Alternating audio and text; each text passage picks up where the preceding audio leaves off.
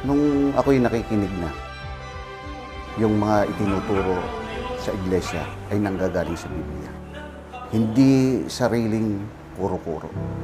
Di tulad sa Katoliko, babasa ng isang talata hanggang sa matapos na yung sermon, iyon pa rin yun.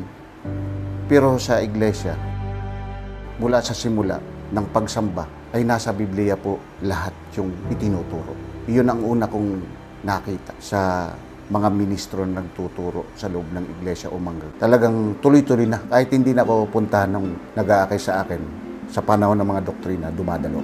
Naramdaman ko yun na yung kapangyarihan ng Diyos. Sabi ko, ito na tamang panahon na tinatawag niya. Ay dito ko nasumpungan. Tulad ng mga ginagawa namin noon, nung ako'y Katoliko, natutunan ka sa iglesia na mali pala. Sa Iglesia ni Cristo, naging malinaw sa akin. Yung una, yung tunay na Diyos na iisa lang.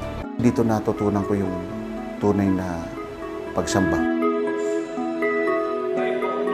Na pagdating ng araw, dito ko maliligtas. Ang naging pagbabago sa buhay ko nung ako'y mabautismo, nawala na yung mga maling gawa, tulad ng mga pagsusukal. Wala na yan.